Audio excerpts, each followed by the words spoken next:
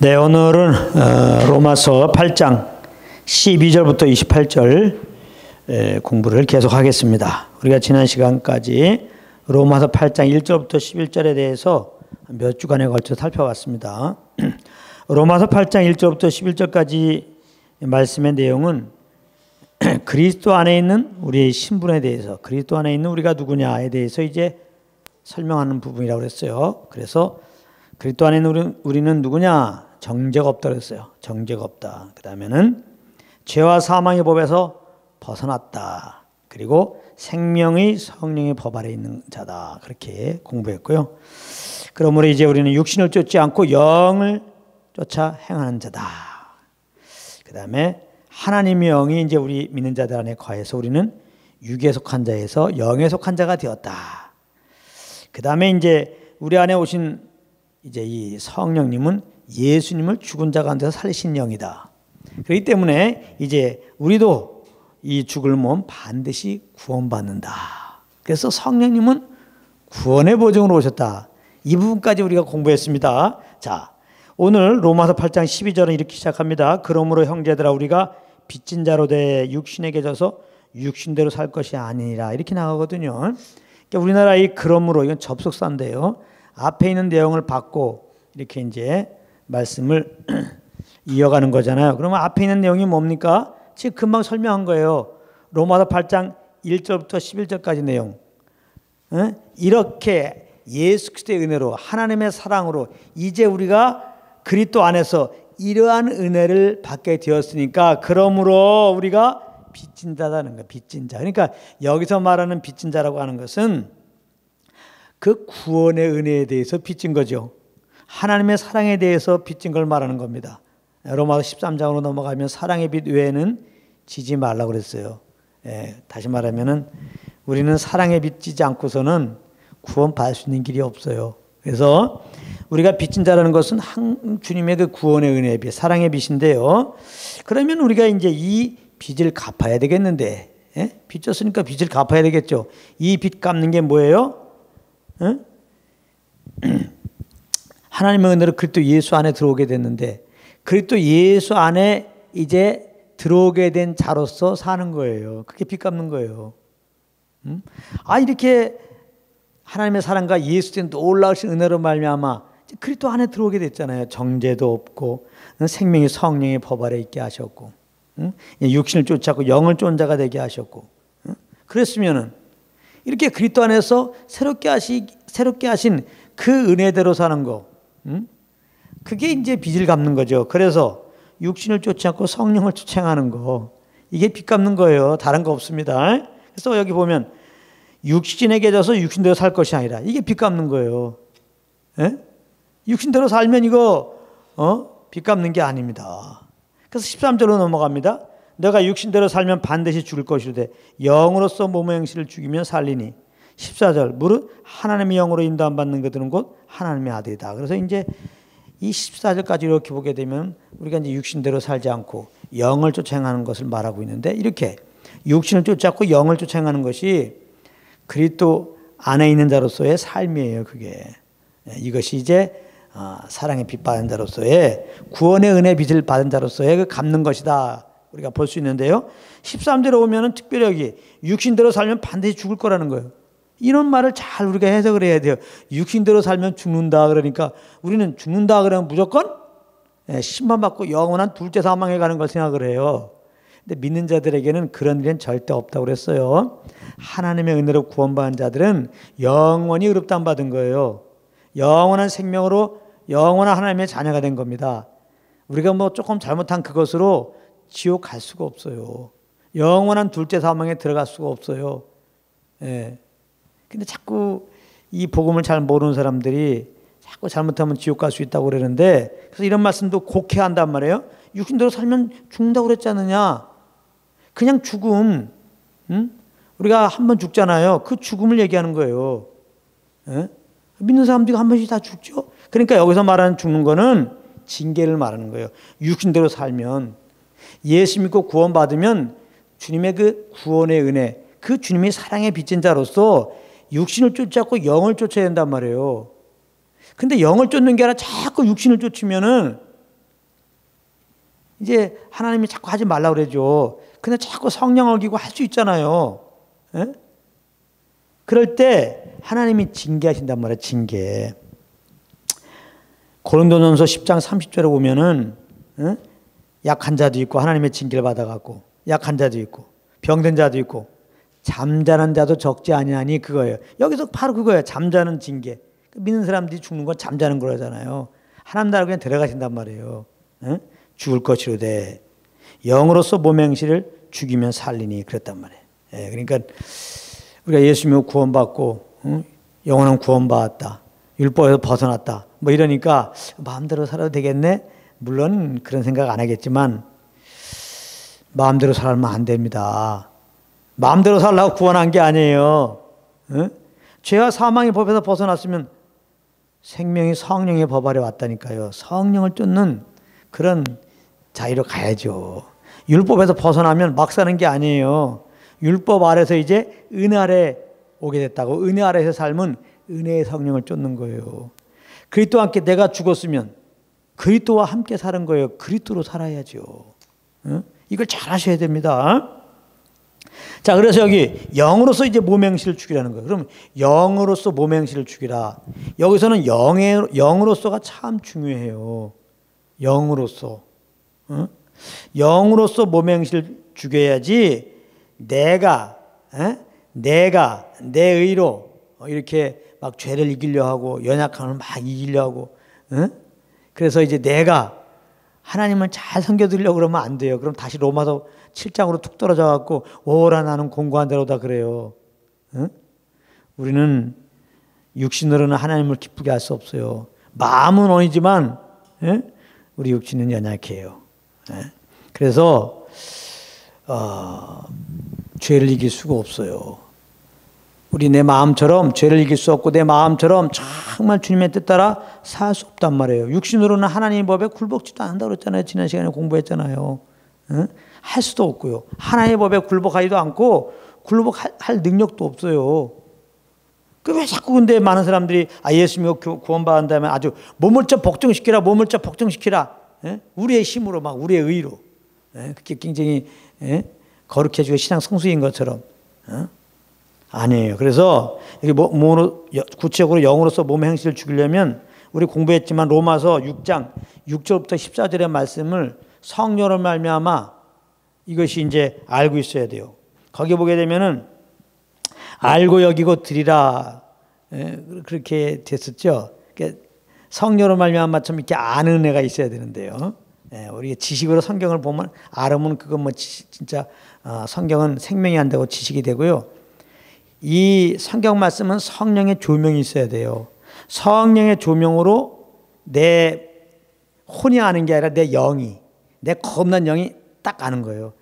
하나님의 성령은 내 영 가운데 딱 조명해 줍니다. 말씀을 딱 알게 하세요. 성령께서 말씀을 내 영 가운데 딱 알게 하는 거, 이게 말씀을 경험하는 거고, 그렇게 성령으로 말씀이 경험되는 거, 그걸 보고 믿음이라고 그래요. 우리의 지혜로 말씀을 절대 알 수가 없어요. 하나님의 성령으로 말씀을 알게 하셔야 돼. 우리가 할 수 있는 게 아무것도 없어요. 우리가 뭔가 좀 하나님의 말씀을 경험했다, 지금 믿고 있다면 다 이게 주님의 은혜인 것을 알아야 되겠는데요.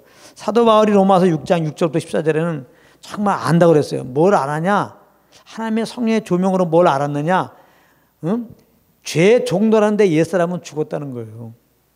그리스도와 함께 죽었다는 거예요. 이거를 알게 되면 우리 삶은 어떻게 돼요? 죄의 종노라는 옛사람으로 안 살죠. 근데 많은 사람들이 그리스도와 함께 내 옛사람이 죽은 걸 몰라요. 그래서 자꾸 내가 나타나요. 그래서 내 의로, 내 힘으로 자꾸 이렇게 죄도 이기고 주님을 잘 섬겨보려고 한단 말이에요. 그 마음은 갸륵하지만 안 된다니까요. 그러니까 우리가 알아야 돼요. 오늘 말씀 듣다가 좀 아는 애가 있기 바랍니다. 죄의 종로라는 이 내 옛사람은 그리스도와 함께 죽었어 이제. 그리고 나는 예수님의 그 부활의 생명으로 새롭게 됐어 이제는. 예수님의 그 부활의 생명으로 새롭게 되었단 말이에요. 이걸 알아야 돼요. 그렇게 알게 되면 어떻게 돼요? 내가 그리스도의 부활의 생명으로 새롭게 됐으니까 그 생명으로 사는 거죠 이제. 갈라디아서 2장 20절에 내가 그리스도와 함께 십자가에 못 박혀 죽었나니 그런즉 이제 내가 산 것이 아니고 이제 내 안에 그리스도께서 하신 것이다 그랬잖아요. 우리는 예수 그리스도의 새 생명으로 새롭게 된 거예요. 예수 믿고 구원받은 우리들, 그리스도 안에 새로운 피조물 된 우리는 그리스도의 새 생명으로 새롭게 된 자예요. 그러니까 이거를 정말 성령의 조명으로 안다면 내가 안 살고 이 예수 그리스도의 생명으로 살게 돼 있다 이 말이에요. 예. 그래서 알고 이제 이 사실을 여겨야 돼. 여겨야 한 말이에요. 내 혼으로 동의를 하란 말이에요. 아, 난 정말 나는 죄에 대해서 죽은 자야. 그러니까 이제. 그러니까 나는 이제 의에 대해 산 거야.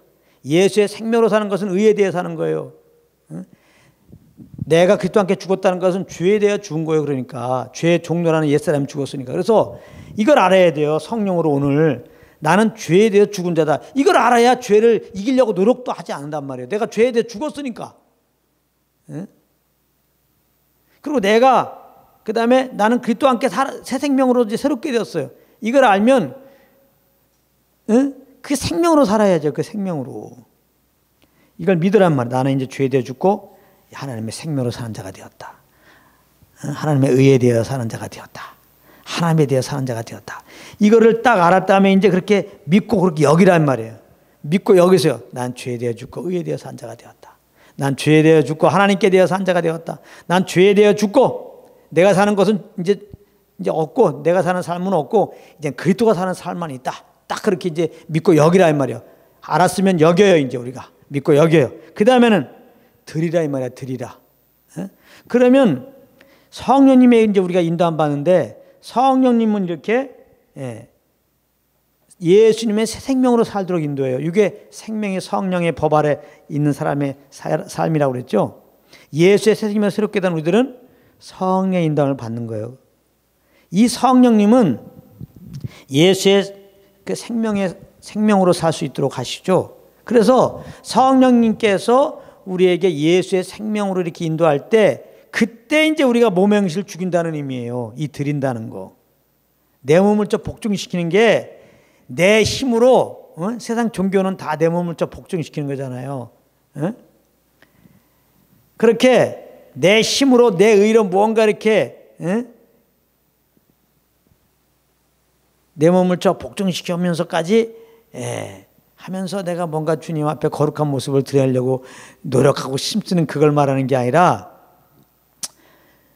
하나님의 성령의 조명으로 말미암아 내가 죄에 대해 죽었다. 나는 예수님의 새 생명으로 새롭게 되었다. 그러므로 이제 나는 성령을 쫓아야 된다. 하고서 성령을 쫓는데 성령께서 인도하시는 그 말씀에 대해서 이제 내가 순복하는 거죠. 이 몸을 거기에 의의 병기로 드리는 거죠. 그게 몸의 행실을 죽이면 살리니 이 말입니다. 그래서 이제 우리는 성령을 쫓아 행하는 자예요. 예수 믿는 자들은 아무것도 안 하는 게 아니라 성령의 인도함 받는 자예요. 그러니까 성령께서 인도하신 거 안에서 우리가 순복하는 거죠. 그래서 우리 몸을 의의 병기로 드리라고 그랬잖아요. 그래서 이 몸을 의의 병기로 드리는 게 뭐예요? 성령의 인도함에 순종하는 거예요. 그래서 이제 우리가 어떤 것을 보고 있는데 성령님께서 그걸 보지 마라. 마음에 이렇게 근심을 주시면은 거기에 이제 몸을 좀 복종시키고 성령의 음성 앞에 몸을 좀 복종시키고 그것을 보지 않는 쪽으로 돌리는 거죠. 그러니까 성령을 쫓는데 이 마음에 여인을 보고 음욕을 딱 품으려고 그래. 성령께서 근심하셔서 음욕을 품으면 안 된다. 그 성령의 음성 앞에 내가 음욕을 품지 않고 이제 성령을 쫓는 거죠.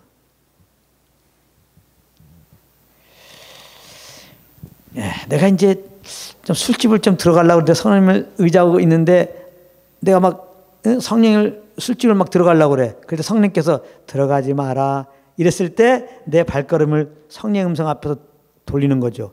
이런 게 드리라는 의미입니다. 그래서 성령 음성 앞에 드리면 우리는 절대 죄에 대해 죽고 의에 대해 사는 삶이 되죠. 예수님이 산 삶이 된다 이 말이에요. 예수님이 성령에 이끌려 사였잖아요. 우리도 예수 믿고 하나님의 자녀가 됐는데 예수님의 새 생명으로 새롭게 된 우리도 이제 하나님의 의로 사는 삶이 되는 거예요.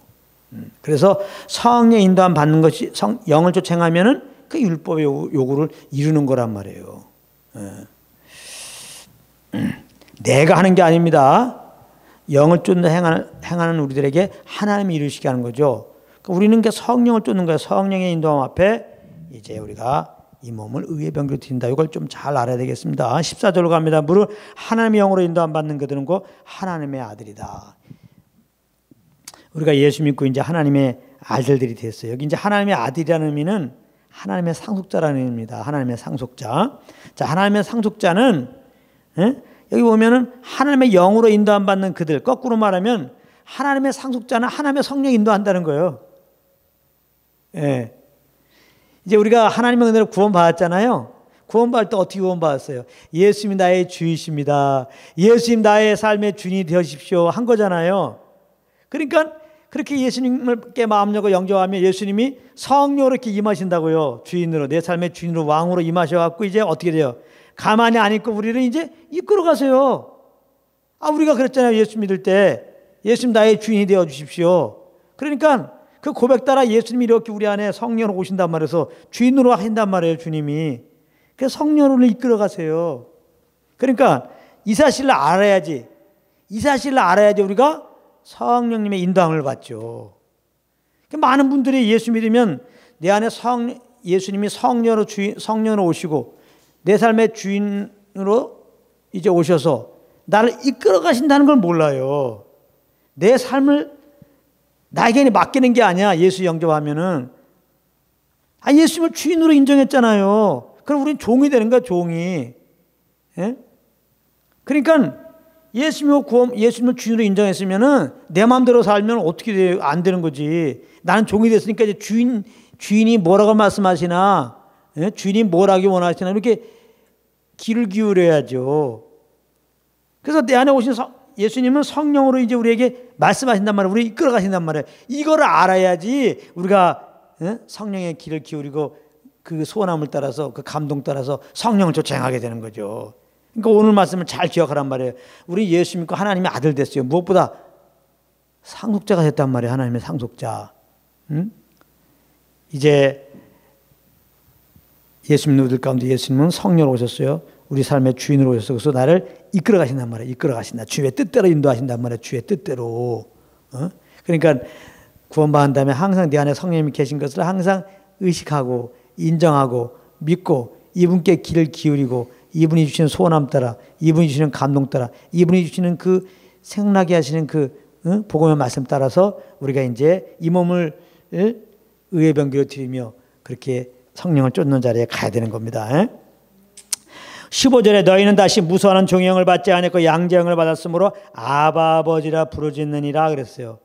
여기 오면 이제 무서워하는 종이 있고 무서워하는 종의 영이 있고 이제 양자의 영이 있어요. 그러니까 예수 믿기 전에는 우리가 마귀 자식이었죠. 요한복음 8장 44절에 예수 믿기 전에 우리가 마귀 자식이에요.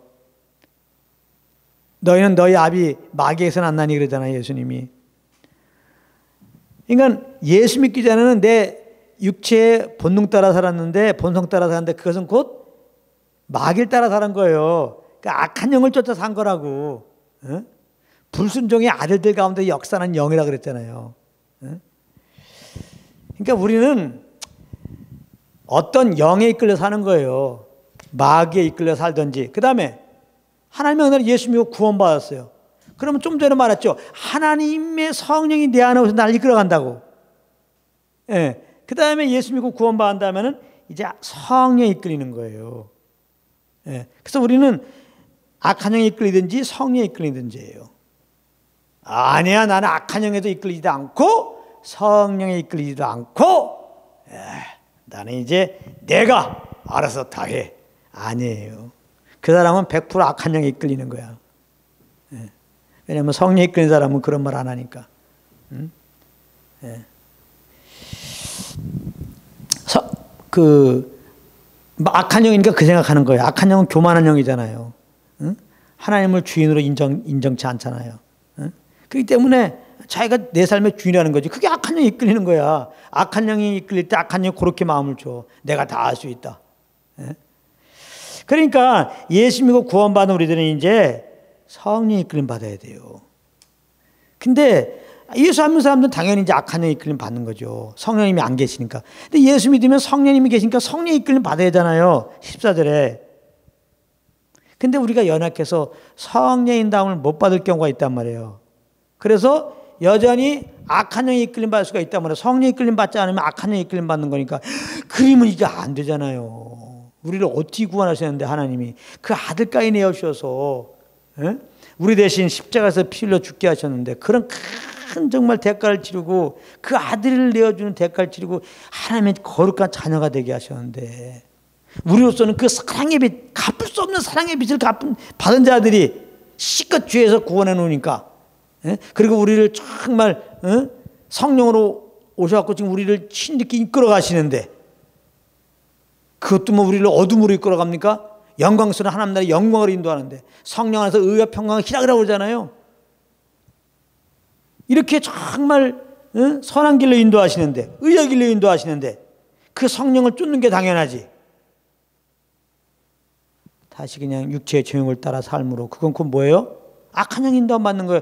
육체의 죄욕 따라 살면 되겠냐고. 그러니까 하나님의 그 구원의 은혜를 생각해 보세요. 그 구원의 은혜에 빚진 자라고 생각해 보세요.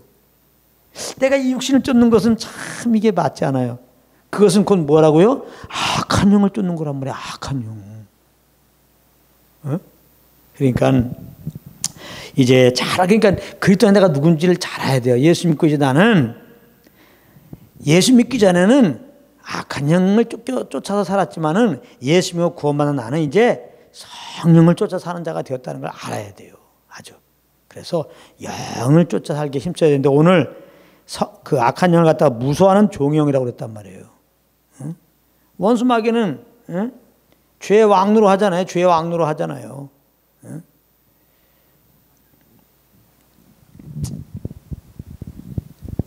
결국 우리가 죄를 질 때 보면 이게 죄 안 져도 죽일 거야 그러거든요. 원수 마귀가 막 겁나요. 우리 죄 질 때 봐요. 그거 죄 안 지면 막 죽을 것 같잖아요. 원수 마귀가 그 두려움을 준단 말이에요. 그래서 죄를 범하는 거예요. 근데 우리는 무서워하는 종의 영을 받은 게 아니라 양재영을 받았단 말이에요. 예수 믿고 이제 예수 믿기 전의 일이지. 그러니까 우리 양재영을 쫓아야 되고요. 쫓아야 한단 말이에요. 그러니까 양재영은 성령님인데 성령님을 양재영이라고 그랬단 말이에요. 성령님을 양재영. 왜 성령님을 양재영이라고 그랬느냐? 이제 성령이 마귀 자식이었던 우리들에게 이제 오셔갖고 정말 우리가 죄인인 것을 알게 해서 회개했잖아요. 그리고 십자가에 죽으시고 부활하신 예수님은 구주로 알게 해서 믿게 하셔서 예수 주라 고백하게 하셨잖아요. 그래서 하나님의 양자로서 아들 되게 하셨단 말이에요.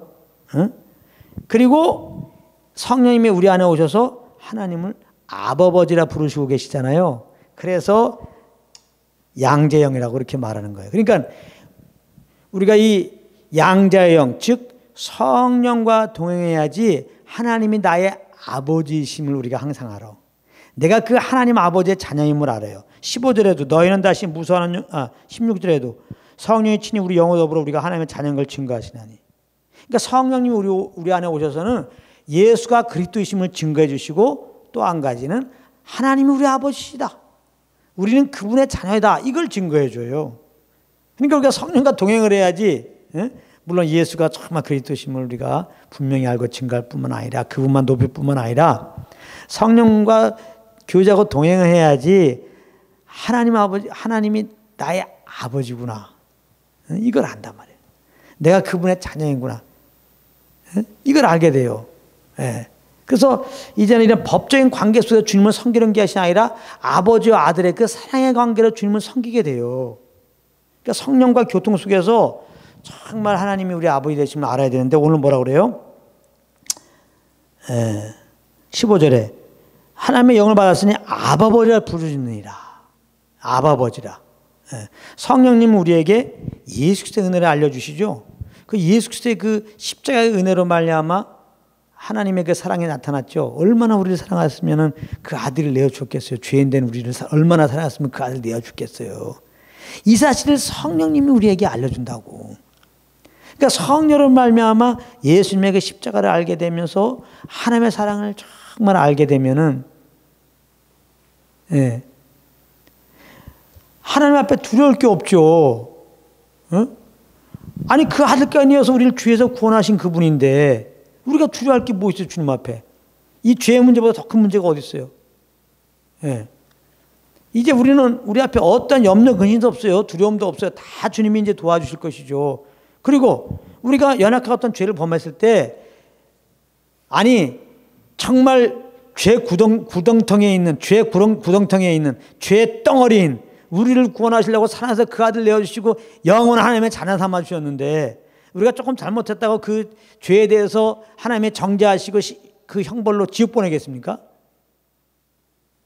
그렇지 않단 말이에요. 그러니까 성령으로 말미암아 예수 그리스도의 그 십자가의 은혜를 알고 그 십자가를 통해 나타난 하나님의 사랑을 알게 되면은 하나님에 대한 이런 두려움이 없어지죠.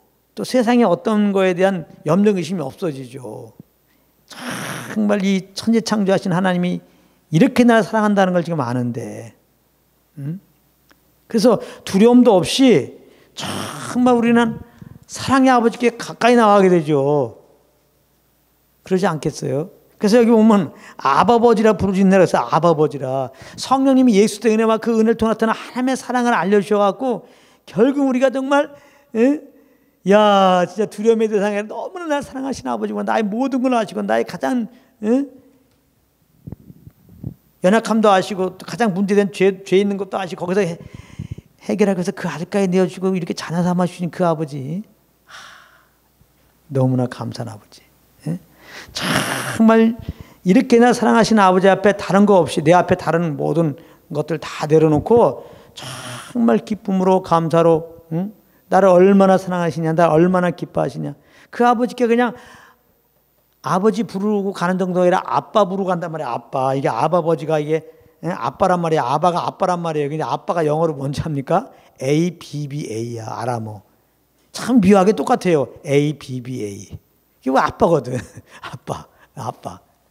그 우리나라 선조가 이걸 알고 했는지 모르겠어. 똑같아. ABBA가 아빠냐, 아빠란 말이에요. 그러니까 친밀함을 말하는 거거든요.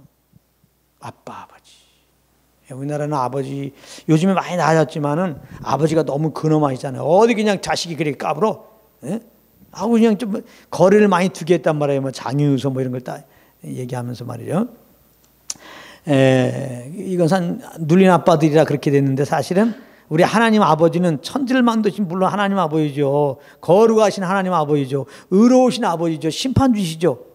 그런가 하면 예수님을 구원받는 우리들에게는 더할 없는 사랑의 아버지란 말이에요.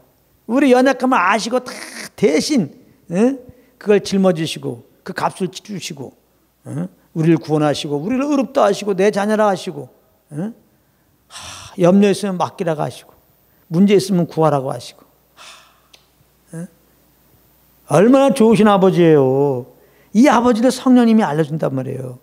잘못하면 너 잘못해 빨리 회개해, 잘못하면 너 지옥 갈 수 있어, 이렇게 겁박하고 하는, 그건 잘못된 영이에요. 그건 악한 영이 주는 거예요. 그건 무서워하는 종의 영이 그렇게 하는 거지. 그러니까 법적인 관계로 하나님께 나가는 거 아니에요. 성령님은 그렇게 하지 않아요. 우리가 잘못하면은 하나님 널 얼마나 널 사랑하시는데, 그래서 어떻게 널 구원했는데, 너가 지금 자백하면은 다 용서하시지. 너가 지금 잘못해서 여전히 널 사랑해. 너가 잘못해서 막 지금 눌려있지, 아버지께 가지 못하지, 그걸 아파하셔. 마음을 그걸 아파하신다고. 그래서 자백해봐. 너무나 기뻐함도 않으실걸. 그래 빨리 자백해봐. 이렇게 말씀하신다고 성령님이. 할렐루야. 그러니까 성령님과 교통 속에서 우리는, 내가 지금 뭐 좀 잘 살고 나왔던지 못 살고 나왔던지, 성령님은 예수의 은혜를 알려주시고 그 십자가를 통해 나타난 하나님의 사랑을 알려주셔서 그냥 두려움 없이 그냥 너무나 사랑하시는 아버지께 아바 부를 수밖에 없어요. 아바 아버지.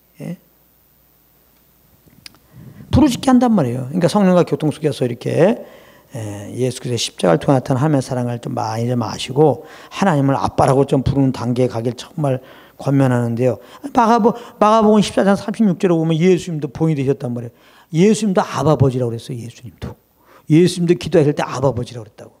우리도 기도할 때 아버지라고 부르주셨으면 좋겠습니다. 16절 이제 거기 나왔죠. 이제 우리 영과 더불어 하나님의 자녀인 것을 이렇게 증거한다 그러는데 겁나 우리 영도 예수님의 새 생명 받고 우리 영이 겁났잖아요. 이 겁난 영도 우리가 하나님의 자녀인 걸 증거한다는 거야.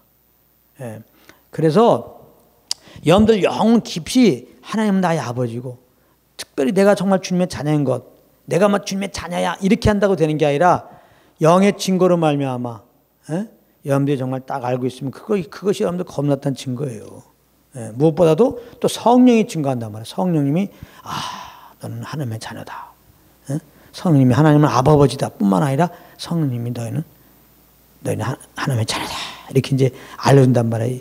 이 두 증거가 있기 때문에 구원받은 자들은 알아요. 하나님이 나의 아버지다. 내가 주님의 자녀다. 이걸 알아요. 그게 증거야. 자, 그래서 이제 17절로 가면은 자녀면 또한 후사고 하나님의 후사여 그리스도와 함께한 후사니 우리가 그와 함께 영광을 받기 위해 고난도 함께 받아야 할 것이네. 여기 보면 이제 자녀가 나오잖아요. 자녀는 상속자죠. 그렇죠.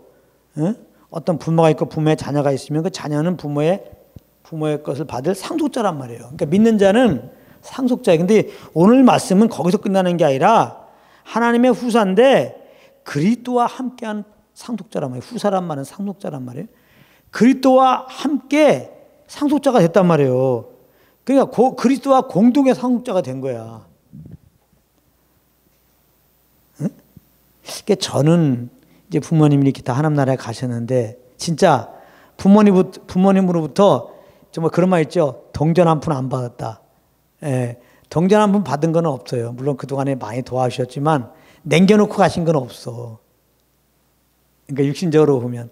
그럴 때 가끔 가다가 이렇게 뭐 주위 사람들 얘기 들으면 상속받아갖고 저기 용인에 얼마큼 땅이 있고 양평에 얼마큼 땅이 있고 막 그러면 와 이거 봐라 이거 상속의 파워네. 난 지금 아무것도 없는데 네가 집도 없고 말이지.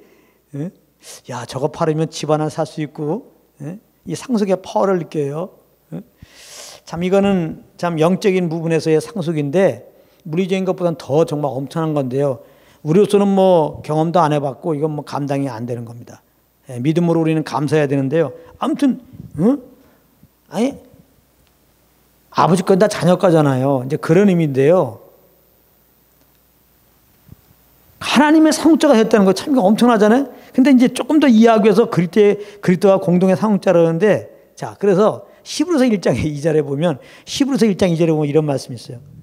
그리스도는 만유의 상속자라는 거야.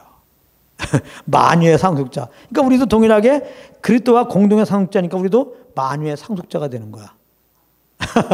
할렐루야. 그러니까 이게 뭐 엄청난 거예요. 이게 특권이라고 하는 것은 우리 예수 믿고 말이죠. 상속자가 됐다는 것은 말로 표현할 수 없어요. 말로. 그러니까 천국 가면은 모든 영광을 주님께 돌릴 수밖에 없어요.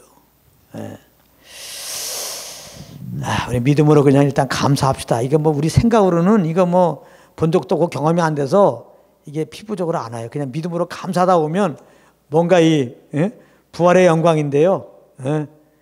그리스도와 함께한 상속의 영광이 우리 가운데 이제 영으로 이 빛이 오게 될 겁니다.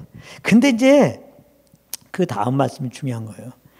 우리가 이제 약속이 지금 상속의 약속이 예비되어 있는데 그와 함께 영광을 받기 위해 뭐예요? 고난도 함께 받아야 될 거다. 많은 사람들은 이걸 자꾸 놓쳐요. 왜 나는 영광만 받기 원해요. 예수 믿으면 이제 만사형통할 줄 알아. 근데 오늘 말씀은 그렇게 말하지 않고 고난도 받아야 한다는 거예요. 고난이 있고 영광이 있는 거예요. 그 예수님이 십자가 있고 그 다음에 부활의 영광이 있잖아요. 똑같아요. 우리가 예수님을 따라가면 십자가에 고난이 있고 내 자기 십자가 지는 게 있잖아요. 그리고 영광이 있고 궁극적으로 그리스도와 함께 영광이 있다는 겁니다. 이걸 잘 알아야 돼요. 그래서 디모데후서 3장 12절에 경건하게 살고자 하는 자는 핍박을 받는다고 그랬단 말이에요. 여기서 경건이라고 하는 것은 주님의 사랑의 빚을 받고 육신을 쫓아고 영을 행할 때 반드시 핍박받아요. 근데 그래서 계속 넘어갑시다. 18절에 생각건대 현재의 고난은 장차 우리에게 나타날 영광과 좋게 비교할 수 없다. 또 고난 받으라니까 조금 떨리죠. 근데 여기 봐요.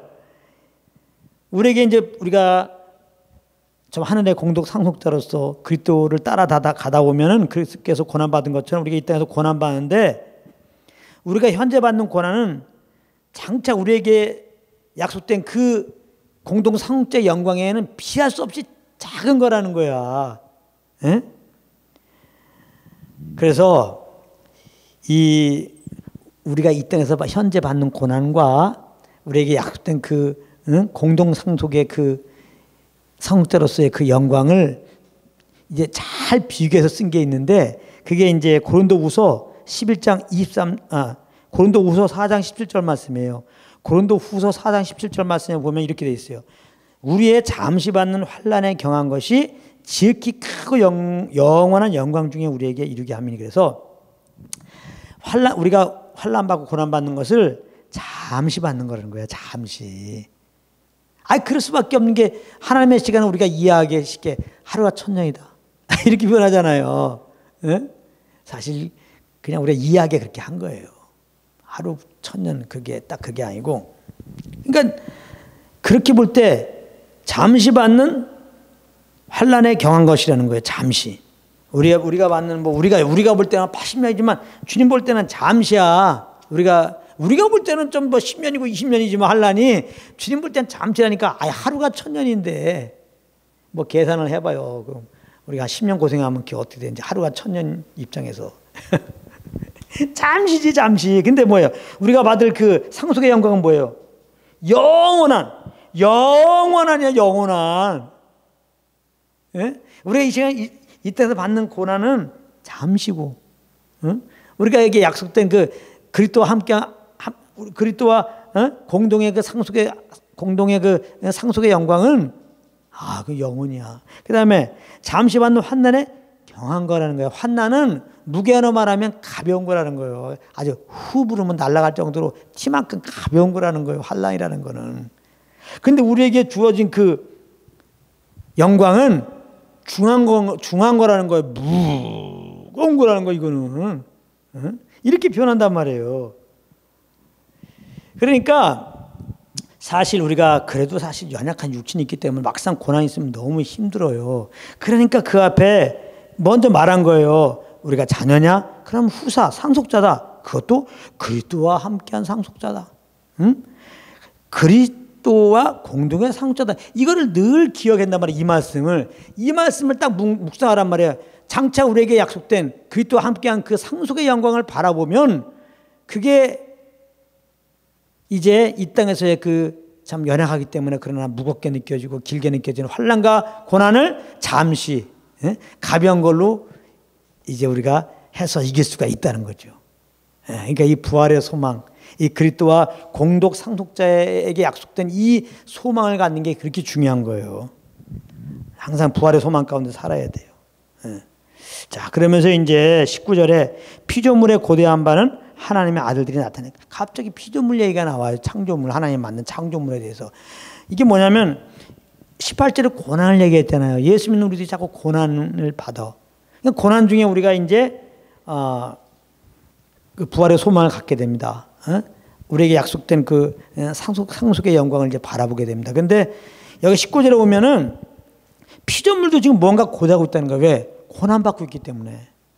이 피조물들도 피조물 나름대로 이 땅의 삶에 지금 고난이라는 거예요. 고난. 피조물이, 그러면서 피조물에 고대하는 바는 하나님의 아들들이 나타난다. 하나님의 아들들이라고 하는 것은 성도들이죠. 우리 성도들이 나타난 걸 원하는 거야. 그러면 지금 우리가 여기 예수 믿고 성도들이잖아요. 성도들이 지금 세상에 돌아다니는 걸 말하는 겁니까? 그게 아니고, 피조물들이 성도들이 나타나는 것을 원한다는 건 뭐냐면 이거예요. 이제 예수님이 한 번 오신다고, 다시 오신다고 약속하셨으니까 반드시 오십니다. 언젠가 오십니다. 자, 언젠가 예수님이 이렇게 이제 공중에 이렇게 오시잖아요. 그러면 예수님이 한 번에 이 땅에 딱 오시는 게 아니잖아요. 데살로니가서 4장에 보게 되면 예수님이 이렇게 오실 때 천군천사 나팔이 불면서 공중에 이렇게 오실 때, 공중이죠. 먼저 공중에 딱 강림하죠.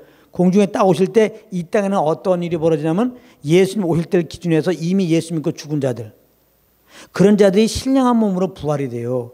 그리고 동시에 예수님 오실 때 그때 살아있는 믿는 자들이 그 다음에 신령한 몸으로 부활돼요.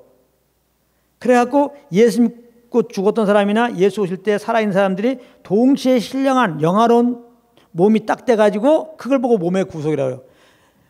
영화로운 몸의 구속을 딱 받아가지고 이제 공중에서 주님을 만나는 거예요. 그래서 공중으로 올라가요. 이걸 보고 휴거라는 거예요. 영화로운 몸이 돼갖고 공주로 이렇게 올라가야 돼요. 빨리 올라가게 돼요. 예. 그러니까 성령의 능력으로 이렇게 올라가게 돼요. 예. 그래서 공중에서 그리스도를 만나면서 거기서 소위 말하는 그리스도 심판이 벌어지는 거예요. 상급 심판이. 그러면서 상급 심판 끝나고 세마포 옷을 하얗게 입은 다음에 거기서 이제 혼인잔치를 하는 거죠. 7년 동안. 예? 그리고 이 땅에서는 7년 환란이 있는 거죠. 그리고 이제 환란이 이렇게 끝나고 이제 예수님과 이렇게 성도들이, 그러니까 교회죠. 교회가 이 땅에 내려와서 7년 동안 이 세상을 통치하는 거예요. 그게 이제 천년 동안. 그게 이제 천년왕국이죠. 여기 앞으로 우리에게 있을 일이거든요. 예. 예수님의 강림, 그다음에 예수 믿는 자들, 예수님 믿다가 죽은 자들, 예수 믿는 자들이 신령한 몸으로 부활돼갖고 휴거돼서 이제 주님 만나면서 그리스도의 심판을 받고 상급 심판 받고 이제는 혼인잔치하고 7년 환란 끝나면 함께 예수님과 교회가 이 땅에 이렇게 내려와서 7년 동안 이제 왕노를 하는데 예수님이 이제 이 세상을 통치하시는데요. 그때를 지금 이제 여기 보면 바란다는 거예요. 지금 이게 천년왕국을 바란다는 거예요. 피조물에 고대하는 바는 하나님의 아들들이 나타나는 것이니까 이거는 그리스도가 나타난 걸 재림하는 걸 바라보는 거고 그리스도와 함께 교회가 이제 오는 걸 바라보는 거고 이 땅은 천년왕국이 빨리 돌아야 되기를 이제 바란다 그런 의미입니다. 아시겠어요? 네. 왜 그러냐? 왜 이렇게 이제 피조물이 지금 고난 가운데 있고 그래서 이렇게 참 하나님의 아들들 나타나기를 예수님이 나타나기를 고대하냐면요.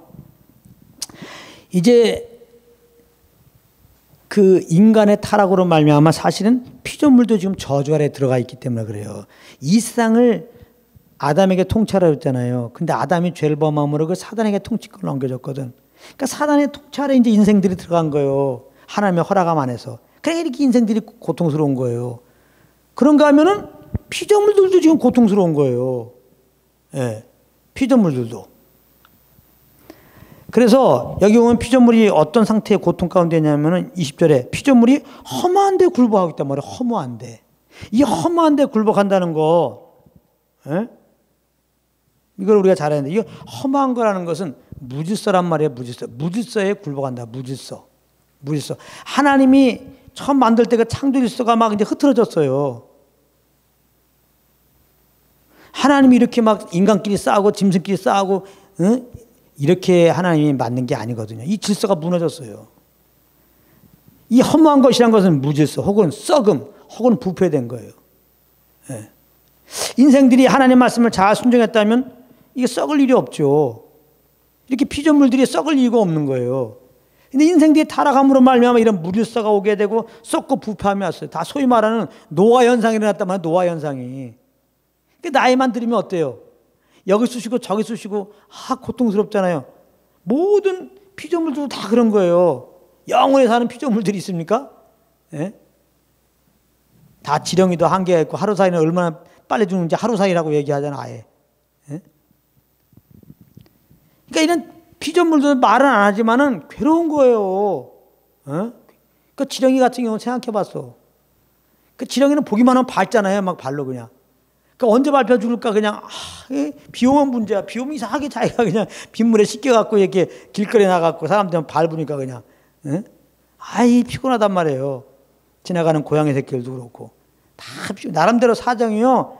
편한 그 피조물이 없어요. 다 그 속에 이 허무한 것에 굴복해갖고 지금 괴로워요. 지금 괴로워.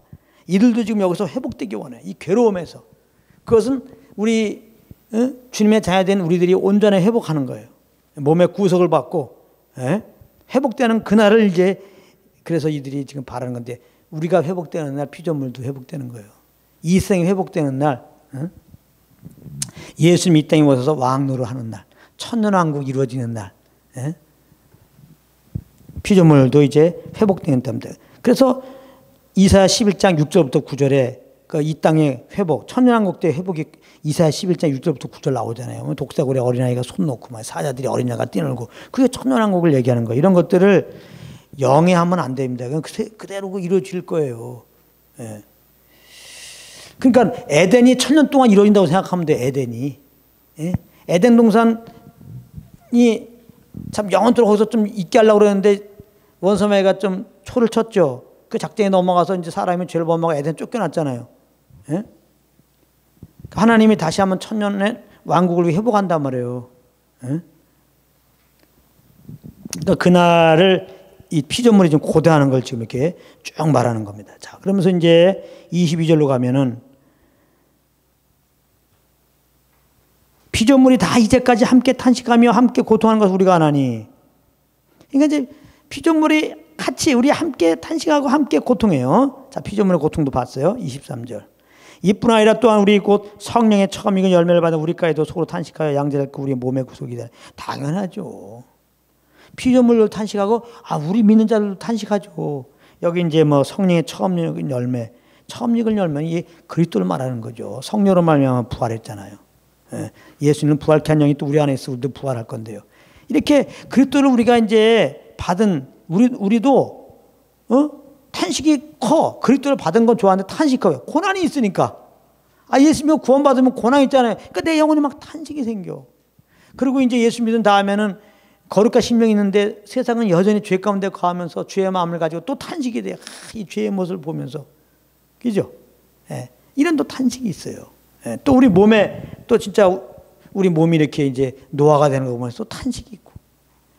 참, 주님이 오실 날. 그러면 내 몸이 구속받는 날. 이 부활할 날을 바라보는 거예요. 그 말이죠. 여기.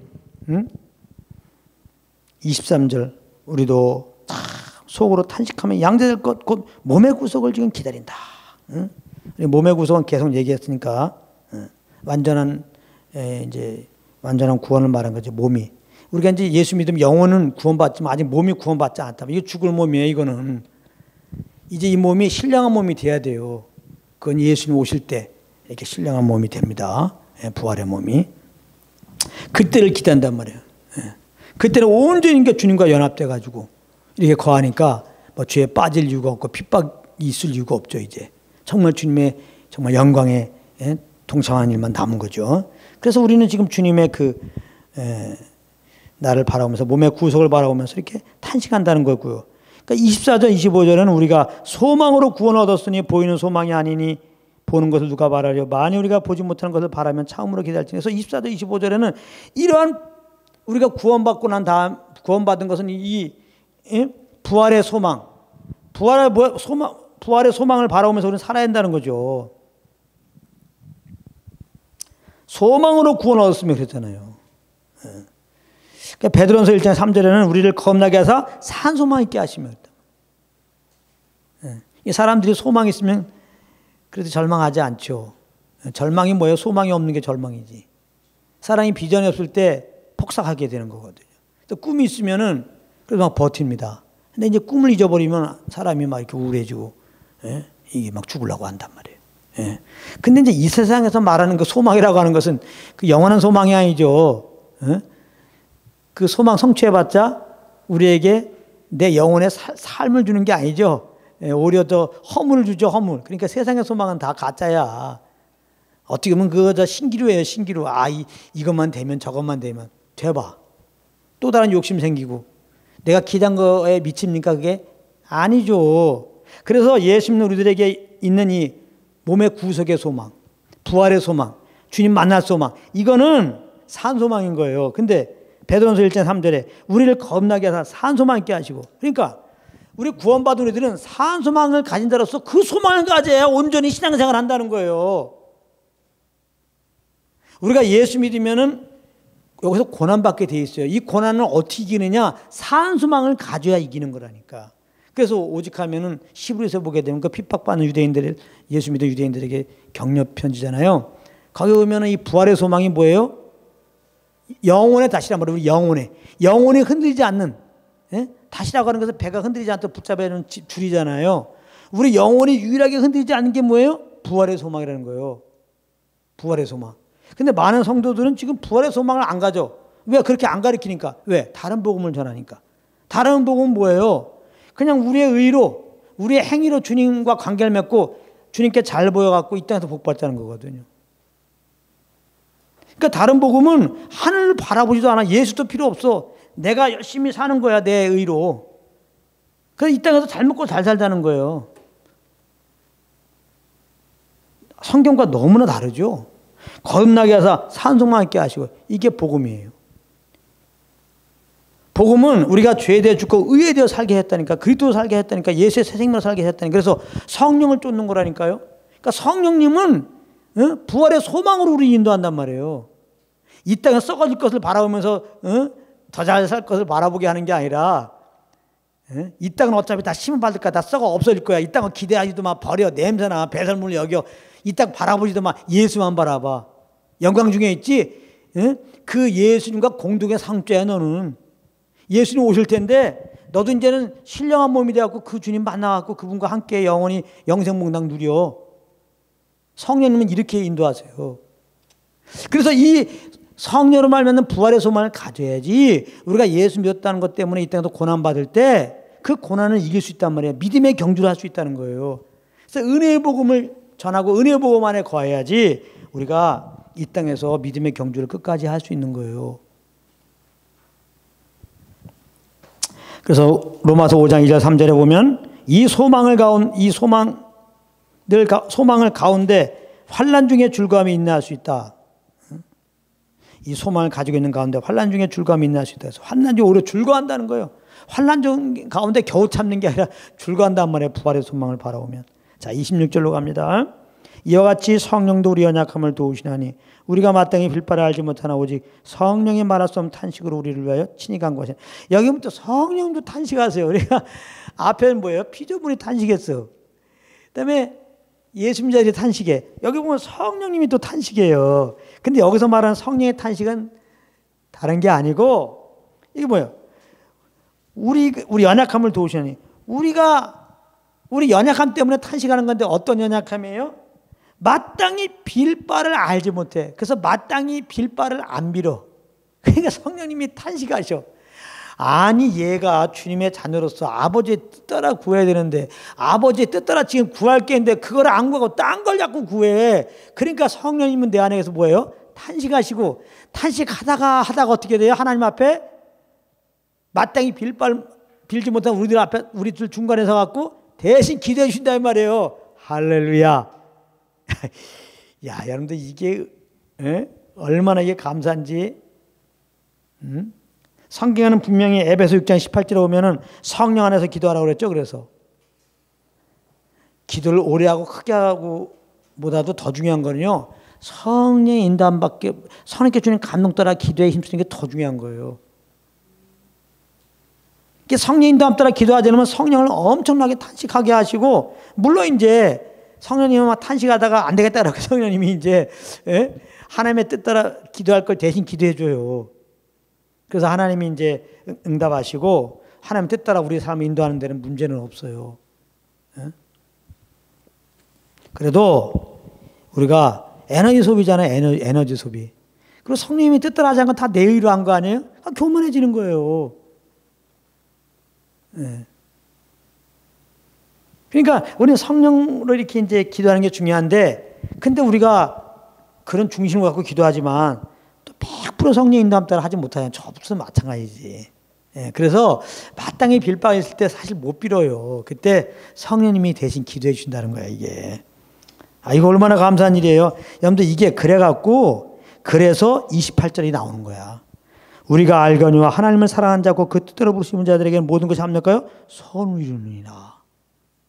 어떻게 예수 믿는 자들은 우리가 잘했던지 못했던지 우리에게 닥쳐있는 모든 상황이 합력하여 하나님의 뜻을 이루는 쪽으로 가냐 이 말이야. 이게 어떤 상황이 되더라도 마땅히 거기서 하나님이 원하는 기도가 있었을 거 아니에요. 마땅히 구해야 할 우리 편에서는 기도가 있잖아요. 그걸 우리는 못해요. 사실은 우리가 조금만 어려워도 뭐 아주 기도가 원천적으로 막히는데 뭐 뭘 기도할지 모르고 그런 거 많잖아요. 사실은 기도는 해야 되는데 그런 적 있어요, 없어요? 예. 그래서 마땅히 구할 바가 있는데 어떤 상황에서 거기서 구할 게 있을 텐데 우리는 연약해서 모른단 말이에요. 마땅히 빌 바를. 그래서 못 구할 때 성령의 기도함으로 말미암아 결과적으로는 이렇게 모든 것이 믿는 자들에게는 합력하여 선을 이루게 된다 이 말입니다. 그러니까 우리 안에 계신 성령님이 세상 감사하죠. 할렐루야. 그러니까 이 말 듣고 성령님이 알아서 증거하시니까 그냥 기도도 안 해도 되고 그냥 모든 거 합력하여 선을 하나님 인도하시게 생겼네. 오늘 말씀 들어보니까 마음대로 살아야 되겠네. 이게 무슨 말이야? 마음대로? 좋아. 마음대로 산다고요? 13절로 갑니다. 너희가 육신대로 살면 반드시 죽을 것이로되. 또 그건 올바른 태도 아니고 그 다음에 12절 형제들아 우리가 빚진 자로되 하나님이 우리를 구원하셔서 그 아들까지 내어주신 이런 큰 값을 치르시고 이렇게 우리를 구원하시고 그리스도 안에서 이런 축복을 주시고 그리스도와 함께 성자가 되는 이런 영광을 허락하셨는데 그 소망 가운데서 다 영을 쫓아 살 생각을 하지 않고 마음대로 산다, 육신대로 산다. 너무나 안 맞는 말씀이에요. 이런 말씀을 받고 이런 성령에 대한 말씀을 받고 성령이 알아 다 하시니까 기도 않고 막 살아도 되겠네 하면 그 사람은 구원받지 않았을 가능성이 그래서 많은 거예요. 그러니까 자꾸 이렇게 다른 복음 전하는 사람들은 자꾸 은혜 복음을 증거하고 그러면 성도들이 타락할까 봐 무율법주의가 되고 형편없이 살 줄 알고 마음대로 살 줄 알고 그러니까 율법적으로 가르쳐야 한다. 자꾸 지시하고 말이지. 그렇게 하지 마세요. 무수한 종의 영입니다. 그거는요. 우리는 양자의 영을 받았어요. 양자의 영. 성령님은 우리가 주님의 양자라고 말씀하세요. 하나님 아버지는 우리가 얼마나 한지 그 아들을 내어주시고 우리를 양자 삼았다고. 성령님은 그렇게 말씀하세요. 그렇게 하나님을 소개해 주세요. 우리도 그렇게 하나님을 소개해야지. 복음을 전해야죠. 그리고 하나님은 이제 성령을 보내셔갖고 우리가 연약한 거 알아요. 기도할 것도 못하고. 그래서 우리가 기도 못할 때 성령으로 기도하게 하시고 그럼 그 기도를 들으시고 이제 우리가 하나님 사랑한 자 그때로 부른 자들에게 이렇게 모든 걸 합력하여 서로 인도하시는 이런 성령님을 소개할 때 정말 내가 주님의 뜻대로 구하고 정말 주님의 뜻대로 가기 원했던 나 그러나 자꾸 연약하게 넘어졌을지라도 말이죠. 이런 말씀 보면은 힘을 얻잖아요. 날 도우시네. 성령님이 도와주고 계시구나. 내가 물론 주님을 따라야지만 내가 해서 된 게 진짜 아니구나. 다시 한번 나를 부인하게 되고요. 이제는 든든하잖아요. 정말 성령님이 다 하시는구나. 오히려 더 흔들림 없이 더 성령님을 더 의지하게 되고요. 성령님과 더 함께 하려고 하죠. 내가 성령님 혹시 못 들을지라도 성령님의 기도로 말미암아 결국은 나를 통한 하나님의 그 뜻을 이루시겠구나. 그 선을 이루시겠구나. 이 믿음을 가지면 더 우리는 자유하게 내가 내 힘으로 뭔가를 해드리려고 그러면 율법 아래서는 이게 얼마나 그 불안해. 못하면 저주받고 말이죠. 심판받아야 되니까. 그런 게 아니라 이미 그 아들 통하여 이미 주에서 다 구원하시고 자녀 삼아주시고 아버지가 되어주시고 우리 자녀 삼아주시고 성령을 보내갖고 이렇게 성령으로 기도를 시킴으로 우량한 계획을 이렇게 이루어 가신다는 거 알 때 이제는 진짜 편안하게 정말 성령을 쫓을 수 있겠죠. 그렇죠. 성령을 쫓아서 기도하고 기도 마땅히 못할 거 겁먹지 마세요. 그래서 성령님을 의지하고 그냥 기도하세요. 너무 그냥 아버지의 뜻 따라 기도해야지 너무 이러지 마세요. 그것도 또 힘들어요. 그냥 성령을 의지하고 도와주시고 그냥 기도하세요. 그러면 좀 잘못한 거 있으면 성령님이 다 각색해서 아버지께 기도해 주세요. 할렐루야. 성령님께 감동 주시는 대로 다음 달에 이렇게 거하세요. 무슨 일 하세요. 성령님 의지하고. 실패할까 걱정하지 말고 실패한다고 절대 우리 뭐라고 안 해요. 실패하면 성령님이 다 만회해 줘요. 할렐루야. 그런 게 합력과 선언인 거야. 그래서 우리는 성령을 쫓아도 담대하게 이렇게 움직이세요. 저는 이 말씀 볼 때 이렇게 깨달았는데 여러분들은 어떻게 깨달았습니까? 너무 자유한 거예요. 주님의 이 사랑. 엄청나구나. 그 아들을 통해서 주에서 구원하시더니 이렇게 어렵게 하시더니 이렇게 성령을 통하여 그러므로 율법 요구를 이루시는 거구나. 성령을 통해 하나님의 뜻을 이루시는구나. 성령을 통해 이렇게 참 날 향한 계획을 주님이 친히 이루어 가시는구나. 그렇다고 부담 있는 게 아니라 나는 그저 성령만 쫓아가면 되겠네. 내가 마땅히 구할 바를 성령이 구함으로 합력과 선을 이루신 주님을 알게 되니까요. 그래서 여러분들 늘 예수님, 구원의 예수님께 감사하시고 구원의 감격과 그 구원의 길 인도하시는 성령님께 감사하면서 그 인도함을 따르시기를 예수님으로 축복합니다. 할렐루야.